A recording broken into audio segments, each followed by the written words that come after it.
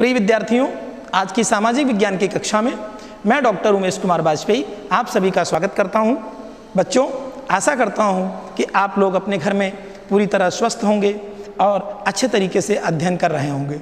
बच्चों, आज सामाजिक विज्ञान विषय के उप विषय राजनीति विज्ञान के द्वितीय अध्याय संविधान निर्माण के तृतीय एवं अंतिम भाग का अध्ययन हम लोग करने जा रहे हैं। इसके प्रथम भाग और द्वितीय भाग का अध्ययन हम कर चुके हैं। आज हम तृतीय भाग का अध्ययन करेंगे। तो बच्चों, पहले देख लेते हैं कि इसके द्वितीय भाग में हमने क्या क्या सीखा था, उस पर एक नज़र डाल लेते हैं, फिर आगे चलते हैं।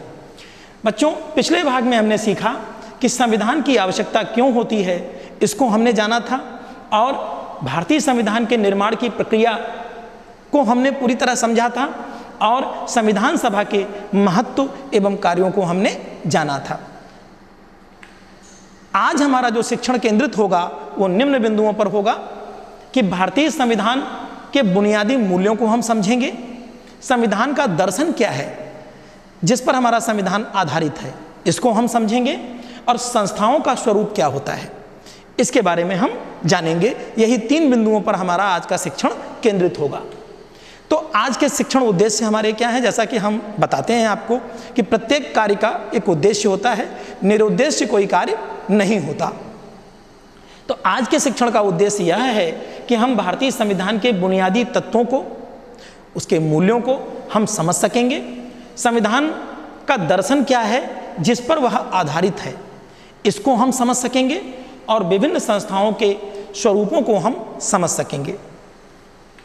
बच्चों, अब पहला प्रश्न यहीं से है कि हम अपने संविधान को महत्वपूर्ण क्यों मानते हैं। पिछले उस पर हमने पढ़ा था कि संविधान क्यों आवश्यक है। आज हम यह पढ़ेंगे कि महत्वपूर्ण क्यों मानते हैं। तो चलिए देखते हैं। हमारे संविधान को लागू हुए लगभग 70 वर्ष हो रहे हैं, परंतु आज तक किसी भी वर्ग ने अथवा राजनीतिक दल ने संविधान की मूल भावना को चुनौती नहीं दी। अब आपके मन में होगा कि यह मूल भावना क्या होती है। बच्चों, मूल भावना वह होती है जिससे किसी चीज़ का हमें पूरा उसका विशाल आकार समझ में आ जाए, वह उसकी मूल भावना होती है। जैसे फल के अंदर आप जब उसको खोलेंगे तो उसके अंदर एक बीज निकलता है। वो बच्चों, बीज इतनी गहराई में क्यों होता है? इसलिए कि आसानी से वो आपको इतनी जल्दी न प्राप्त हो, आपको कुछ मेहनत करनी पड़ेगी, तब आप उसके अंदर जाएंगे, तब वो बीज निकलेगा। बीज भी ऐसे नहीं होगा, किसी कठोर जो है आवरण के अंदर होगा, तब वो अंदर से बीज निकलेगा। वो उसकी मूल भावना है, उसकी मूल आत्मा है, अर्थात उसी से उसकी उत्पत्ति होती है, उसी से उसको समझा जाता है। तो आज तक 70 वर्षों में किसी ने कुछ भी आरोप लगा लिया हो, लेकिन संविधान की मूल भावना को चुनौती नहीं दी। इसके पीछे संविधान का अत्यंत व्यापक होना कारण है इसका, कि संविधान इतना व्यापक है।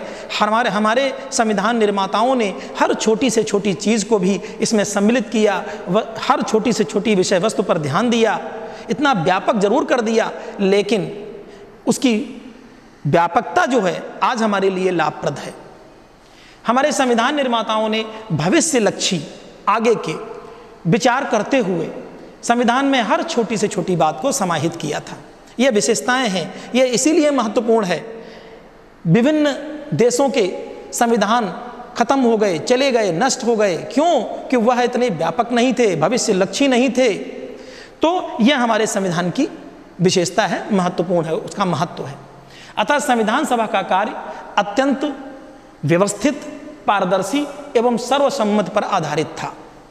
सबसे पहले कुछ मूलभूत सिद्धांत तय किए गए और आम सहमत बनाई गई। संविधान का प्रारूप बनाया गया जिसकी प्रत्येक धारा पर कई कई दौर तक चर्चा चली। धारा का तात्पर्य उसका बिंदु, उसका जो है जो शीर्षक है, एक एक शीर्षक, एक एक बिंदु पर, एक एक लाइन पर कई दौर की चर्चा की गई। 2000 से अधिक संशोधन किए गए। जिन लोगों ने कमियां बताई उनको दूर किया गया। सभा में पेश हर प्रस्ताव और हर कही गई बात को संरक्षित किया गया।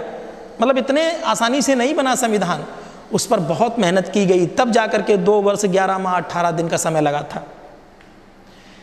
इन्हें संविधान सभा की चर्चा कहा जाता है। जो ये चर्चाएं हुई, संशोधन हुए, आपस में वाद विवाद हुआ, तर्क वितर्क हुआ, इसे क्या कहा जाता है? संविधान सभा की चर्चा, कॉन्स्टिट्यूएंट असेंबली डिबेट्स के नाम से 12 खंडों में इसको प्रकाशित किया गया, एक बृहद ग्रंथ बना के प्रकाशित किया गया। संविधान की व्याख्या के लिए आवश्यकता पड़ने पर बहस के लिए इन दस्तावेजों का प्रयोग किया जाता है। अगर कभी कोई ऐसी बात आ जाए कि संविधान पर बहस चल रही हो तो इन दस्तावेजों का प्रयोग किया जाता है, क्योंकि ये जीवंत रूप में संरक्षित रखे हुए हैं। भारतीय संविधान के बुनियादी तत्व, भारतीय संविधान के बुनियादी तत्व क्या है? मूल तत्व, मूल सिद्धांत, उन पर चर्चा हम लोग करेंगे। भारतीय संविधान के दर्शन को समझने के लिए हमें अपने संविधान निर्माताओं, नेताओं, उनके जो विचार हैं उनको, और संविधान की प्रस्तावना को समझना होगा। बच्चों, प्रस्तावना आपके मन में होगा कि क्या होती है? प्रस्तावना किसी भी वस्तु को, किसी भी विषय वस्तु को प्रारंभ करने के पहले जो एक संक्षिप्तीकरण होता है, सारांश, उसे प्रस्तावना कहा जाता है। अर्थात उस प्रस्तावना में सब कुछ समाहित होता है जो पूरे पाठ में होगा, उसका संक्षिप्तीकरण करके उसकी मूल तत्वों को लेकर के प्रस्तावना में समाहित कर दिया जाता है। तो हमारा संविधान भी इतना विशाल है, लेकिन उसकी जो प्रस्तावना है वो उसकी आत्मा है। भीमराव अंबेडकर जी ने संविधान की आत्मा के रूप में उसका वर्णन भी किया है कई जगह। तो हमारी प्रस्तावना क्या है हम लोग देख लेते हैं। अभी उससे चर्चा करने के पहले कुछ और तथ्य आपके सामने मैं रखूंगा। तो भारतीय संविधान के दर्शन को समझने के लिए हमें अपने संविधान निर्माताओं, राजनेताओं के विचारों को और संविधान की प्रस्तावना को समझना होगा। ठीक है। अब एक कथन है, अभी इसके बताते हैं किसका कथन है, कि मैं भारत के लिए ऐसा संविधान चाहता हूं जो उसे गुलामी और अधीनता से मुक्त करे। मैं ऐसे भारत के लिए प्रयास करूंगा जिसे सबसे गरीब व्यक्ति भी अपना माने और उसे लगे कि देश को बनाने में उसकी भी भागीदारी है। बहुत अच्छी बात कही गई है। ऐसा भारत जिसमें लोगों का वर्ग विभेद न रहे, ऐसा भारत जिसमें सभी समुदाय के लोग पूरे मेल जोल के साथ रहें, ऐसा भारत जिसमें छुआछूत या शराब और नशीली वस्तुओं के लिए कोई जगह न हो, औरतों को भी पुरुषों जैसे अधिकार प्राप्त हों, मैं इससे कम पर संतुष्ट नहीं होऊंगा। यह बात कही थी इतनी महत्वपूर्ण आदरणीय महात्मा गांधी जी ने 1931 में यंग इंडिया जो इन्होंने पुस्तक लिखी, उसमें इनका ये लेख था। तो गांधी जी कैसा संविधान चाहते थे? आपको मैंने पढ़कर बताया कि गांधी जी ऐसा संविधान चाहते थे। गतिविधि आपके सामने एक हमारा है कि महात्मा गांधी के उद्धरण के मूल विचार क्या हैं। आपने इसको समझा, पढ़ा, फिर से देख लीजिए कि गांधी जी का जो ये उद्धरण है इसके मूल विचार क्या हैं।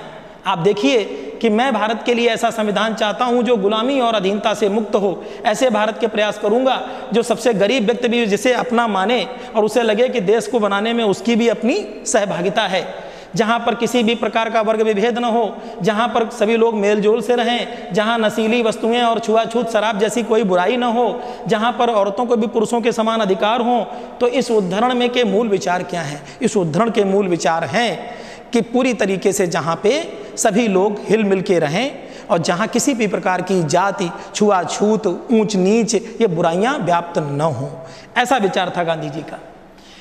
अगला एक कथन और है कि 26 जनवरी 1950 को हम विरोधाभासों से युक्त जीवन में प्रवेश करने जा रहे हैं। राजनीति के मामले में हमारे यहाँ समानता होगी, परंतु सामाजिक एवं आर्थिक जीवन असमानताओं से भरा होगा। राजनीतिक रूप से हम समान होंगे, लेकिन सामाजिक एवं आर्थिक जीवन हमारा असमानताओं से भरा होगा, जहाँ कोई समानता नहीं होगी। कोई गरीब होगा, कोई बहुत अमीर होगा, कोई छोटा होगा, कोई बहुत ऊंचा होगा। जहाँ राजनीति में हम एक व्यक्ति एक वोट को और हर वोट का समान महत्व के सिद्धांत को स्वीकार करेंगे, मतलब एक व्यक्ति एक वोट दे। राजनीति में इस बात को तो हम स्वीकार कर रहे हैं आज भी, ठीक। लेकिन वहीं अपने आर्थिक एवं सामाजिक जीवन में हम अपने सामाजिक और आर्थिक ढांचे के कारण ही एक व्यक्ति एक वोट के सिद्धांत को नकारना जारी रखेंगे। सामाजिक और आर्थिक रूप से हम उन्हें वो महत्व प्रदान नहीं करेंगे गरीब लोगों को, जो कि हम वोट लेने के समय उन्हें प्रदान करते हैं। क्योंकि वोट लेने के समय चाहे जितना गरीब आदमी हो उसका भी वोट हमें चाहिए, बराबर महत्व है, और अमीर आदमी उसका भी बराबर महत्व है, लेकिन वो समानता सामाजिक और आर्थिक क्षेत्र में नहीं दी जाती। हम इस विरोधाभास पूर्ण जीवन को कितने लंबे समय तक जीते रहेंगे? हम अपने सामाजिक और आर्थिक जीवन में कब तक समानता को नकारते रहेंगे? अगर यह नकारना ज़्यादा लंबे समय तक चलता रहा तो हम अपने राजनीतिक लोकतंत्र को संकट में डाल देंगे। यह बात संविधान सभा में दिए गए अपने अंतिम भाषण में डॉक्टर भीमराव अंबेडकर जी ने कही थी। बच्चों, अब इसी से संबंधित प्रश्न है कि अंबेडकर जी के उद्धरण में आर्थिक एवं सामाजिक असमानता का आशय क्या है? बिल्कुल सही है कि यहाँ पर अंबेडकर जी का आर्थिक और सामाजिक असमानता से आशय है कि पूरी तरीके से सामान्य स्थिति समाजवाद होना चाहिए कि आर्थिक और सामाजिक रूप से भी सभी को समान माना जाए, कोई गरीब न हो, कोई अमीर न हो। तो यह बात इन्होंने कही है यहाँ पर। वर्षों पहले एक कथन और है कि वर्षों पहले हमने अपनी नीयत के साथ साक्षात्कार किया था और अब वक्त आ गया है कि हम अपने वायदों पर अमल करें, पूरी तरह नहीं तो काफ़ी हद तक। घड़ियाँ जब ठीक मध्य रात्रि का घंटा बजाएंगी तब सारी दुनिया सोती होगी, तब भारत नए जीवन की शुरुआत करेगा। इतिहास में कभी कभार ही सही पर ऐसा क्षण जरूर आता है जब हम पुराने को छोड़कर नए में प्रवेश करते हैं। ये बात हो रही है स्वतंत्रता के समय की, जब स्वतंत्रता प्राप्ति हो रही थी, जब एक युग का अंत होता है और लंबे समय से किसी राष्ट्र की दबी हुई आत्मा जाग जाती है, आवाज पाती है। ऐसे पवित्र क्षण में हम अपने आप को भारत के लोगों एवं मानवता की सेवा में समर्पित करें। यही हमारे लिए उचित है। आज़ादी और सत्ता जिम्मेदारियां लाती है। भारत के संप्रभु लोगों का प्रतिनिधित्व करने वाली इस संप्रभुता संपन्न सभा के ऊपर जिम्मेदारी है। आज़ादी के जन्म से इस क्रम में हुए दुखों से हमारा दिल भारी है। ये किसने कहा? आइए हम देखते हैं। इसमें कुछ दर्द अभी भी बने हुए हैं, फिर भी इतिहास अब बीत चुका है और अब भविष्य हमें सुनहरे संकेत दे रहा है। यह समय आराम करने या सुस्ताने का नहीं, बल्कि उन वायदों को पूरा करने का है जिनके लिए निरंतर प्रयास किए गए। हमने अक्सर उनके लिए प्रयास किए और एक शपथ आज हम फिर लेंगे कि भारत की सेवा करने का अर्थ है दुख और परेशानियों में पड़े लाखों करोड़ों लोगों की सेवा करना। इसका अर्थ है दरिद्रता का, अज्ञानता का, बीमारियों का एवं अवसर की असमानता का अंत करना। हमारे युग के महानतम आदमी की कामना हर आंख से आंसू पोंछने की है। संभव है यह काम हमारे भर से पूरा न हो। जब तक लोगों की आंखों में आंसू हैं, कष्ट हैं, तब तक हमारा काम समाप्त नहीं होगा। यह बात 15 अगस्त 1947 संविधान सभा में भाषण दिया था भारत के प्रथम प्रधानमंत्री पंडित जवाहरलाल नेहरू ने। इतनी महत्वपूर्ण बात उन्होंने कही थी। बच्चों, अब आपसे एक गतिविधि प्रश्न है हमारा कि ऊपर दिए गए तीनों उद्धरणों में कौन सा विचार समान रूप से वर्णित है? आप समझ चुके होंगे कि चाहे महात्मा गांधी जी का उद्धरण हो या भीमराव अंबेडकर जी का उद्धरण हो या हमारे प्रथम प्रधानमंत्री पंडित जवाहरलाल नेहरू जी का उद्धरण हो, तीनों नेताओं ने एक ही बात कही है कि समाज में किसी भी प्रकार का वर्ग विभेद न हो, जाति विभेद न हो, सामाजिक असमानता न हो, आर्थिक असमानता न हो, पूरा भाईचारा सबके बीच में कायम हो, कोई दुखी न हो, कोई गरीब न हो, कोई दीनहीन न हो, कोई बहुत अमीर न हो। ये बात तीनों में हमारे जो है समान रूप से वर्णित है।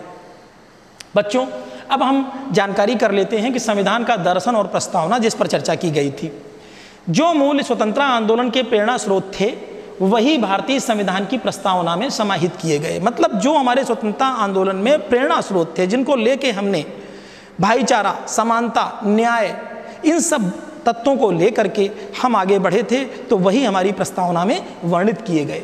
संपूर्ण संविधान इन्हीं मूल्यों पर आधारित हुआ। संविधान का प्रारंभ इन्हीं मूल्यों के संग्रह रूपी प्रस्तावना अथवा उद्देशिका, प्रस्तावना का दूसरा नाम उद्देशिका भी होता है, इसमें समाहित किया गया। प्रस्तावना की प्रेरणा हमने कहाँ से ली? अमेरिकी संविधान से ली थी प्रस्तावना की प्रेरणा। तो आगे हम लोग चलते हैं। हमारी प्रस्तावना लोकतंत्र हेतु एक सुंदर कविता जैसी प्रतीत होती है। आप देखना, आप लोगों की पुस्तकों पर लिखी है, बहुत सुंदर कविता जैसी प्रतीत होती है और इसको आप कंठस्थ करना, बहुत आनंद आएगा आपको इसको जितनी बार आप पढ़ेंगे। प्रस्तावना संविधान का मूलाधार एवं आत्मा है। सरकार के सभी कानून एवं नीतियों का परीक्षण इसी में निहित दार्शनिक मूल्यों के आधार पर होता है। ये दार्शनिक मूल्य इसमें निहित हैं। कौन सा कानून अच्छा एवं जनहित में है और कौन सा बुरा है, इस बात का निर्धारण प्रस्तावना से होता है। बच्चों, यह है प्रस्तावना का प्रारंभ। आप देखिए, बहुत आनंद आएगा, अभी इसकी व्याख्या भी हम करेंगे। भारत का संविधान, प्रस्तावना, उद्देशिका। हम भारत के लोग, कौन? हम भारत के लोग, हम सभी लोग जो भारत के निवासी हैं, भारत को एक संपूर्ण प्रभुत्व संपन्न, अभी इसका अर्थ आगे बताएंगे। संपूर्ण प्रभुत्व संपन्न अर्थात हमारे ऊपर कोई दूसरा व्यक्ति, कोई बाहरी शक्ति किसी भी प्रकार से हमें दबाव में नहीं ले सकती, न हम पर कोई विचार थोप सकती है। हम अपनी मन के स्वतंत्रता के स्वयं के मालिक हैं। समाजवादी अर्थात जहाँ पर विभिन्न प्रकार का जो हमारा फैलाव है, सरकार सबके साथ समान व्यवहार करे, समान बंटवारा हो। पंथ निरपेक्ष, जहाँ सरकार का कोई धर्म नहीं होगा, हिंदू, मुस्लिम, सिख, ईसाई, जैन, बौद्ध, सिख सभी एक समान रूप से अपने अपने धर्मों को मानेंगे, सबको स्वतंत्रता होगी और सरकार का निजी कोई धर्म नहीं होगा। लोकतंत्रात्मक गणराज्य, हम कैसा गणराज्य बनाएंगे? लोकतंत्र बनाएंगे, जनता का शासन जहाँ होगा। गणराज्य बनाने के लिए, गणराज्य का मतलब जहाँ हमारा राष्ट्राध्यक्ष जो हैं हमारे, उनका चुनाव किया जाएगा बनाने के लिए, तथा उसके समस्त नागरिकों को, हमारे देश के समस्त नागरिकों को सामाजिक, आर्थिक एवं राजनीतिक न्याय। कितने प्रकार का न्याय? 3 प्रकार का न्याय, सामाजिक न्याय, आर्थिक न्याय और राजनीतिक न्याय। इसी बात की चर्चा अभी अम्बेडकर जी ने अपने उद्धरण में की थी कि सामाजिक न्याय प्राप्त होगा हमारे नागरिकों को, आर्थिक न्याय प्राप्त होगा और राजनीतिक न्याय प्राप्त होगा। आगे देखते हैं। विचार मतलब जो हमारे विचार होंगे।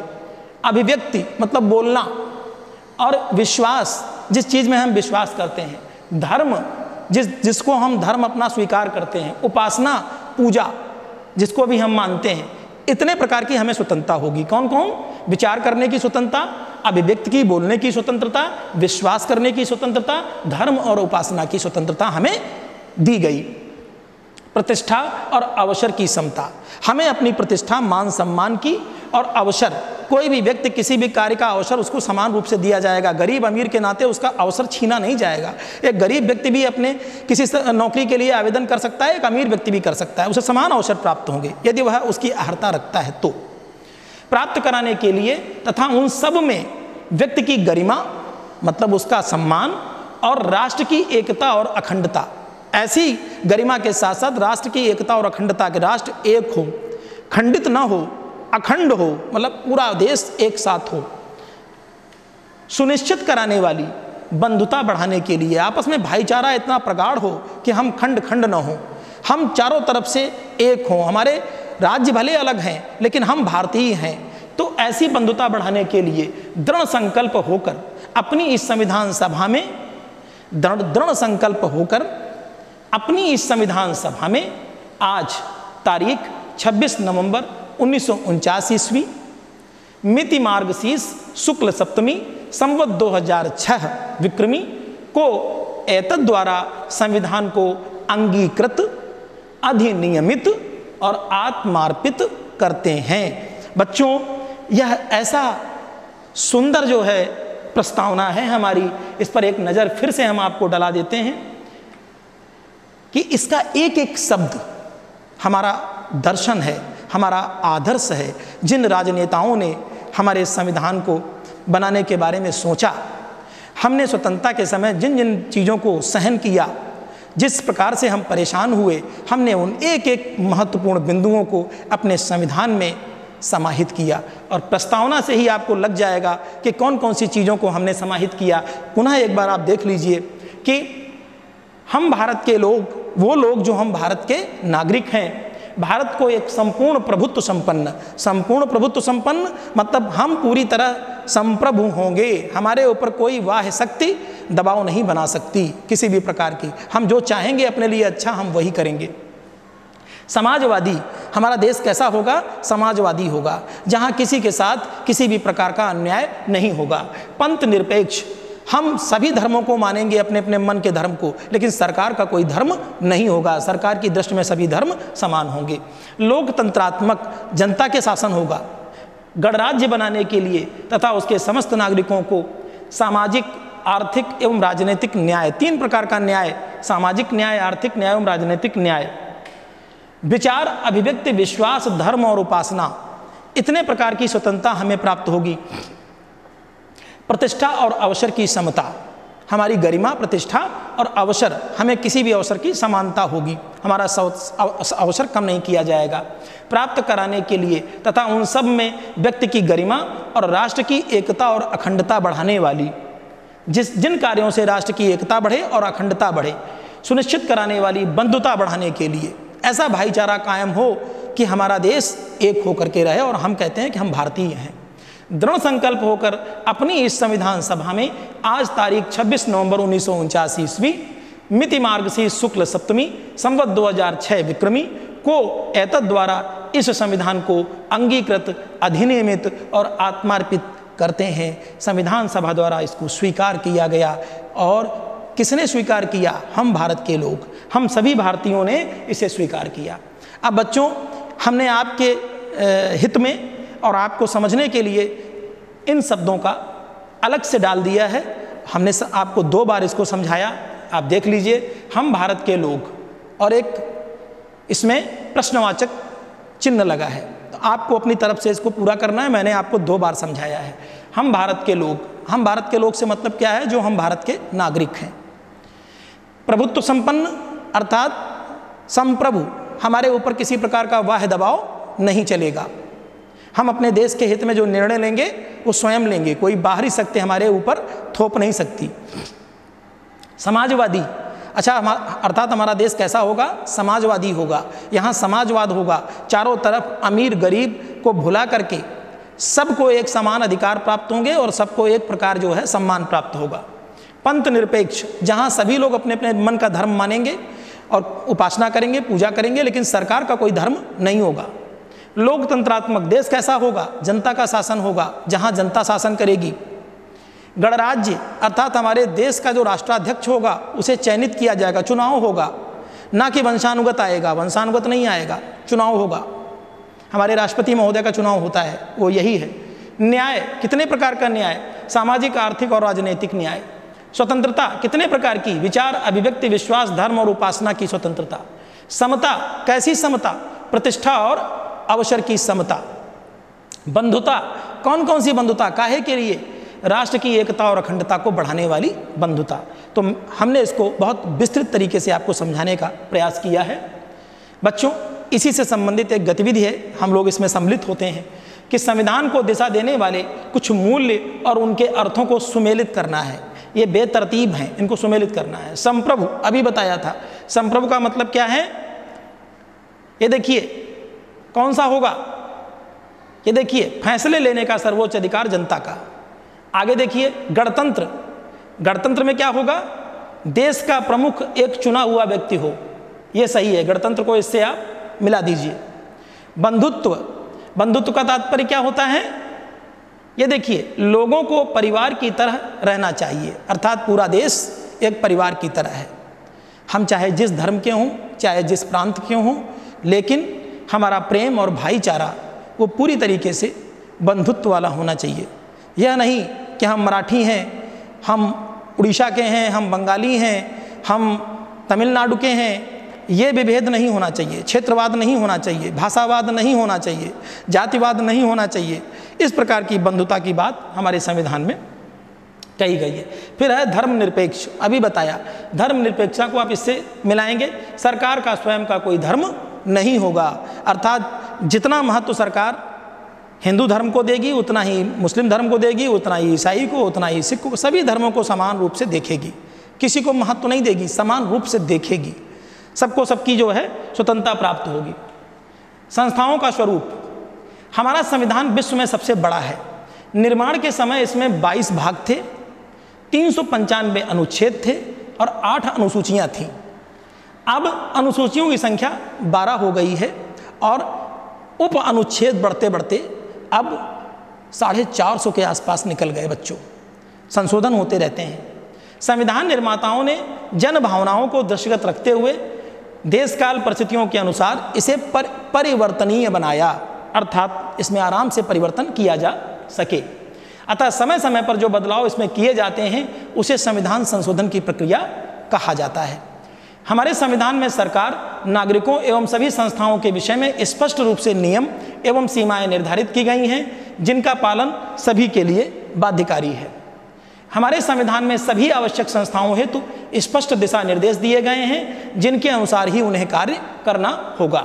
इन संस्थाओं में प्रमुख रूप से न्यायपालिका है, कार्यपालिका है, विधायिका है और चुने हुए जो आयोग हैं वो आते हैं। बच्चों, आपको हमने समझाया है इससे पहले भी कि न्यायपालिका का कार्य है न्याय करना, कार्यपालिका का कार्य है सरकार का नियम कानून को, संविधान को लागू करवाना, और विधायिका का कार्य है संसद का विधान बनाना, कानून निर्माण करना। संविधान के कुछ महत्वपूर्ण भाग कौन कौन से हैं? भाग 1 में क्या है? संघ एवं राज्य के क्षेत्रों का विवरण है। भाग 2 में क्या है? नागरिकता के संबंध में विवरण है। भाग 3 में नागरिकों हेतु मूलाधिकार दिए गए हैं और भाग 4 में राज्य के नीति निर्देशक तत्वों का वर्णन किया गया है। महत्वपूर्ण शब्दावली और उनके अर्थ हमने आपके लिए रखे हैं, आप इनको देखें। धारा का तात्पर्य होता है संविधान में वर्णित क्रमशः बिंदु या अनुच्छेद। संविधान संशोधन विधायिका द्वारा संविधान में किए जाने वाले बदलाव समय समय पर। प्रारूप किसी कानूनी दस्तावेज का प्रारंभिक स्वरूप। दर्शन किसी कार्य को दिशा देने वाले उसके मौलिक विचार। बच्चों, आज के इस अध्याय में हमने पूरा प्रयास किया कि आप इतने अच्छे से इसको सीख सकें। इसमें हमने आज क्या क्या सीखा, चर्चा कर लेते हैं कि भारतीय संविधान के जो बुनियादी तत्व हैं उन मूल्यों को हमने समझा। संविधान के आधारभूत दर्शन को हमने जाना कि हमारा जो भारतीय संविधान है उसका आधार क्या है। प्रस्तावना के रूप में हमने आपको 2 बार समझाया। विभिन्न संस्थाओं के स्वरूपों के बारे में जाना। अभी हमने कि न्यायपालिका का कार्य क्या है, कार्यपालिका का क्या है और विधायिका संसद का क्या कार्य है, यह भी हमने आपको बताया। अब आज का हमारा गृह कार्य आपके लिए दिया जा रहा है कि संविधान के बुनियादी तत्व कौन हैं, आपको लिखना है। गांधी जी एवं अंबेडकर जी के विचारों में क्या समानता थी, आपको बताना है। कार्यकारी संस्थाओं को संविधान ने शर्तों में क्यों बांधा है, इसको आपको बताना है। बच्चों, आशा करते हैं कि आपके आज के इस अध्ययन में आपने बहुत कुछ सीखा होगा। अगर आप इससे संबंधित कुछ और अध्ययन करना चाहते हैं तो दीक्षा ऐप पर जाकर के सीख सकते हैं, या माध्यमिक शिक्षा विभाग उत्तर प्रदेश के YouTube लिंक पर भी जाकर के आप एक बार इसको देख सकते हैं। और इसी के साथ मैं डॉक्टर उमेश कुमार वाजपेयी आपसे विदा लेता हूँ। धन्यवाद।